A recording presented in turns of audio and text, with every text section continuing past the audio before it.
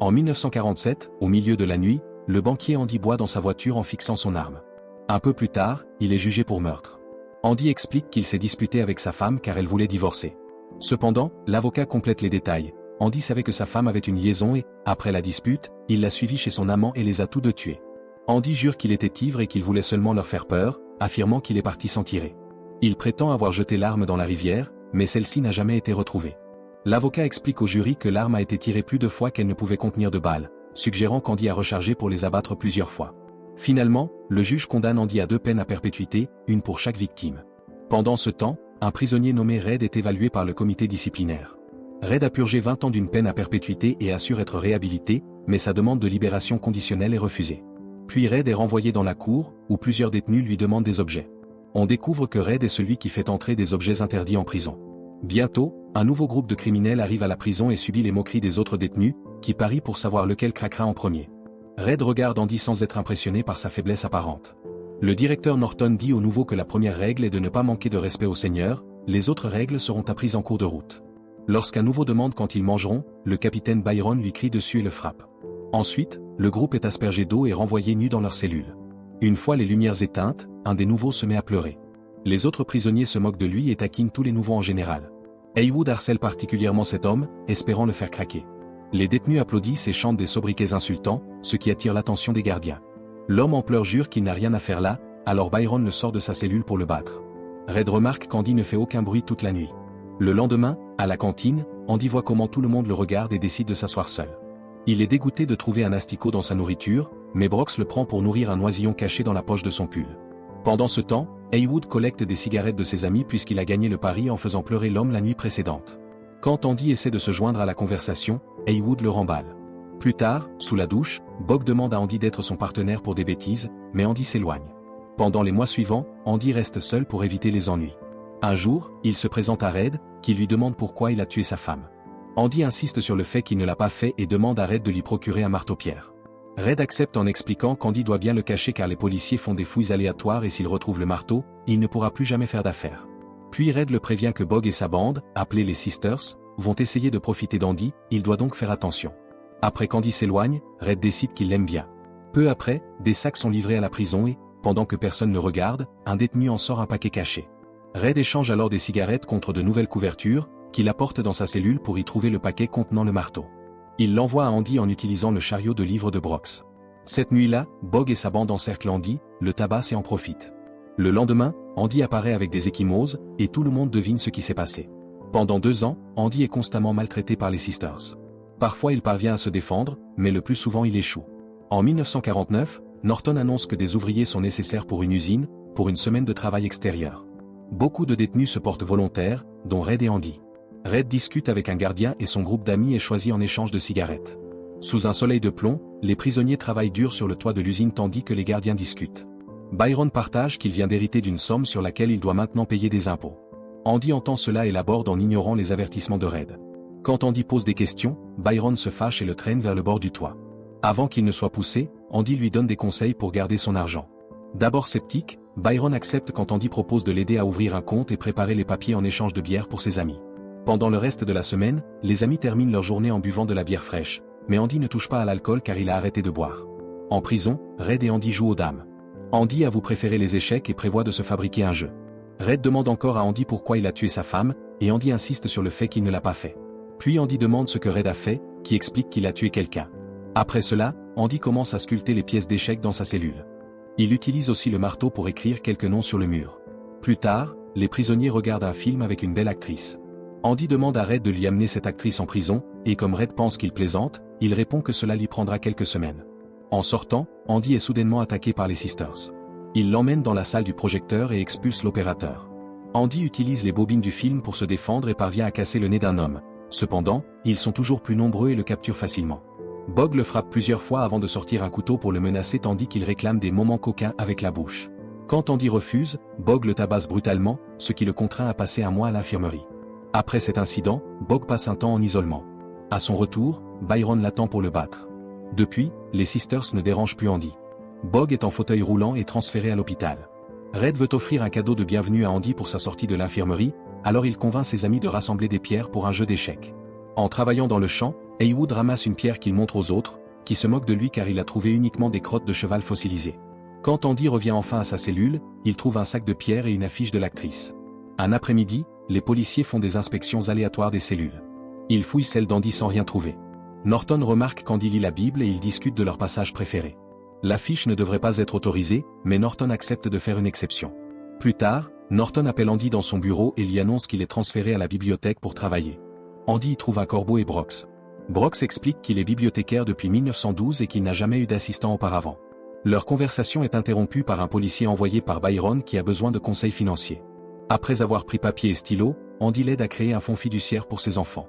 Pendant le déjeuner, Andy dit à ses amis qu'il a probablement été affecté à la bibliothèque pour conseiller secrètement les gardiens. Il aimerait avoir plus de livres, mais les autres pensent que le directeur ne le permettra pas. Andy décide quand même de demander à Norton, qui refuse. Alors Andy annonce qu'il écrira une lettre hebdomadaire au Sénat pour demander des livres, et Norton accepte de les envoyer. Pendant plusieurs années, Andy fait les déclarations fiscales de tous les gardiens et de Norton. Il écrit aussi au Sénat comme promis, mais ne reçoit jamais de réponse. Finalement, Andy parvient à avoir Red comme assistant. En 1954, un prisonnier court chercher Andy et Red car il y a un problème à la bibliothèque. Brox tient Heywood en joue avec un couteau, affirmant que c'est la seule façon pour lui de rester. Andy réussit à le calmer avec des mots amicaux et Brox fait une crise de nerfs. Pendant leur pause, Red explique que Brox a passé 50 ans en prison et a paniqué en obtenant sa libération conditionnelle aujourd'hui, car il a oublié comment vivre normalement. Brox libère son corbeau avant de quitter la prison. Le retour en ville est un choc pour lui car les voitures, rares quand il était jeune, sont maintenant partout. Il trouve un travail pour emballer les courses dans un magasin, mais il a du mal à suivre le rythme effréné de la modernité. Après le travail, il va au parc pour nourrir les oiseaux. La nuit, il a du mal à dormir. Après quelques jours d'une routine qu'il déteste, il grave Brox était ici sur un mur puis se suicide. Une lettre de Brox arrive bientôt à ses amis en prison, et l'adieu à la fin explique son projet. Red pense qu'il aurait dû mourir avec eux en prison. Quelque temps plus tard, Andy est surpris de recevoir une énorme pile de livres d'occasion et $200 du gouvernement pour financer la bibliothèque de la prison. Parmi les livres, il trouve un disque d'opéra et décide de le passer sur les haut-parleurs de la prison pour que tout le monde l'entende. Il verrouille aussi toutes les portes pour que personne ne puisse arrêter cela. Norton arrive bientôt pour gronder Andy, qu'il ignore en montant le volume. Puis Byron casse une fenêtre et entre pour capturer Andy, qui est envoyé en isolement pour 2 semaines. La fois suivante où Red apparaît devant le comité disciplinaire, il explique qu'il a purgé 30 ans et jure encore être réhabilité. Malheureusement, sa demande de libération conditionnelle est à nouveau refusée. Quand Red revient dans la cour, Andy lui offre un harmonica. Cette nuit-là, Red essaie l'harmonica dans sa cellule et Andy reçoit une nouvelle affiche pour sa cellule. Avec le temps, Andy envoie encore plus de lettres au gouvernement jusqu'à ce qu'ils acceptent de faire des rénovations en prison juste pour le faire taire. Tout le monde travaille ensemble pour transformer une vieille remise en une vraie bibliothèque où l'on joue même de la musique. Cette année-là, Norton annonce le programme Inside Out, une mesure qui fait travailler les détenus sur des projets en dehors des murs de la prison. Cependant, lorsqu'il parle à la presse, il ne mentionne pas que les hommes ne sont pas payés, ce qui équivaut à du travail forcé dont ils gardent l'argent. Un jour, un entrepreneur local explique qu'il a besoin du nouveau contrat d'autoroute sinon son entreprise fera faillite, alors il soudoyait Norton pour qu'il le laisse tranquille. Tous les mouvements d'argent pendant cette période sont consignés dans les livres par Andy. En privé, il confie à Red que Norton l'utilise pour créer des justifications légales à tout cela. Red le met en garde que cette traçabilité papier le rendra plus vulnérable à une punition, mais Andy insiste en affirmant que cela ne mènera pas à lui ni à Norton, mais à un faux nom qu'il a inventé pour l'occasion. En 1965, un nouveau groupe de prisonniers arrive. Parmi eux, Tommy, coupable d'effraction. Il raconte beaucoup d'histoires au déjeuner et le groupe de Red se lie vite d'amitié avec lui. Tommy a laissé une femme et un enfant à la maison, il veut s'améliorer pour eux. Il demande à Andy de lui apprendre à mieux lire pour obtenir son équivalence de lycée. Comme Andy a déjà terminé son jeu d'échecs, Tommy devient son nouveau projet. Après un an de travail acharné, Tommy passe un test d'essai mais ne le finit pas à temps. Il crie de colère et quitte la salle en bouleversant les papiers, qui sont ramassés par Andy. Plus tard, Tommy discute avec Red et apprend l'histoire d'Andy, ce qui le choque. Il appelle Andy pour lui parler d'un détenu rencontré dans une autre prison, qui riait en racontant comment il avait tué un couple pendant leurs ébats et comment le mari avait été accusé à sa place. Il s'avère que l'ancien compagnon de cellule de Tommy est le vrai meurtrier et qu'Andy est vraiment innocent. Désespéré, Andy demande à Norton un nouveau procès, mais Norton pense que Tommy a inventé l'histoire. Quand Andy menace de révéler les affaires douteuses de Norton, ce dernier l'envoie en isolement pendant un mois. Alors que les détenus se demandent si Andy est vraiment innocent, Tommy reçoit une enveloppe du conseil de l'éducation. Andy leur a envoyé le test et Tommy l'a réussi avec un C+, obtenant enfin son diplôme. Cette nuit-là, Tommy est envoyé dans la cour où Norton l'attend. Il veut savoir si l'histoire du vrai meurtrier est vraie, et Tommy le jure. Alors Norton fait tirer un gardien sur Tommy, le tuant. Norton informe Andy qu'ils ont dû tuer Tommy car il a essayé de s'évader. Andy tente de quitter son poste de comptable, mais Norton dit que cela signifierait la destruction de la bibliothèque et la perte de la protection des gardiens. En sortant, Norton ordonne à un gardien de maintenir Andy en isolement un mois de plus. Lorsqu'Andy sort enfin, il dit à Red que même s'il n'a pas tué sa femme physiquement, il l'a repoussée émotionnellement, ce qui l'a tué à la fin. Il avoue aussi que son rêve est d'ouvrir un hôtel dans une ville côtière du Mexique. Andy veut que Red l'accompagne, mais comme Brox, Red pense qu'il ne pourrait pas survivre dehors. Puis Andy demande une faveur à Red. Si jamais il sort de prison, il veut qu'il aille aux chênes de Buxton où il a demandé sa femme en mariage et qu'il déplace une pierre volcanique noire pour découvrir ce qu'il y a dessous. Au déjeuner, Red dit à ses amis qu'Andy agit étrangement depuis l'isolement. Haywood confie qu'Andy a demandé une corde et le groupe craint qu'il envisage de se suicider. Cette nuit-là, Norton fait cirer les chaussures d'Andy avant de le renvoyer dans sa cellule. Red n'arrive pas à dormir, pensant qu'Andy va faire quelque chose de fou. Le lendemain matin, tous les détenus sortent de leur cellule sauf Andy. Les gardiens trouvent sa cellule vide. Norton découvre que ses chaussures ont été remplacées par une vieille paire. La police interroge Red, qui ne sait rien. Norton, en colère, lance une pierre sur l'affiche d'Andy, ce qui fait un trou révélant un tunnel dans le mur. Les policiers fouillent la zone avec des chiens sans succès. Ils ne trouvent que les vêtements de prison d'Andy, un savon et son marteau-pierre. En creusant son nom sur le mur, Andy avait découvert sa fragilité, alors il a commencé à creuser avec le marteau, cachant son projet derrière les affiches. Il gardait tous les débris dans sa poche et les jetait dehors pendant les pauses.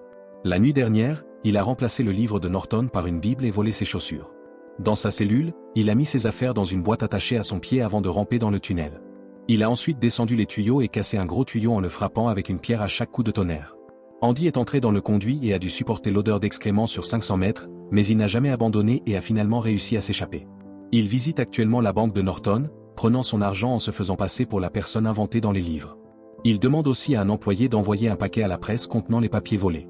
Peu après, Norton est horrifié de voir son nom dans un article sur la corruption de sa prison, tandis que les sirènes de police se rapprochent. Norton se précipite au coffre où il trouve dans la Bible le trou où Andy cachait le marteau. Byron est bientôt arrêté et Norton, ne voulant pas subir le même sort, prend une arme et se suicide. Quelques jours plus tard, Red reçoit une carte postale d'Andy, avec un indice montrant qu'il est bien arrivé au Mexique. L'année suivante, Red demande à nouveau une libération conditionnelle. Lorsqu'on lui demande s'il est réhabilité, Red répond que réhabilité est un mot inventé et que la personne qu'il était partie. Sa libération est accordée et Red est enfin libre après 40 ans. Il reçoit un appartement où il trouve la gravure de Brox sur un mur. Il obtient aussi le même travail au magasin. Cela lui pèse vite et il commence à penser aux armes. La seule chose qui l'empêche de se suicider est sa promesse à Andy. Red fait de l'autostop jusqu'à Buxton, après une longue marche, trouve l'arbre et la pierre qu'il déplace pour découvrir une boîte contenant de l'argent et une lettre d'Andy l'invitant au Mexique. Red fait immédiatement ses valises et prend un bus pour une plage mexicaine où il retrouve enfin son vieil ami.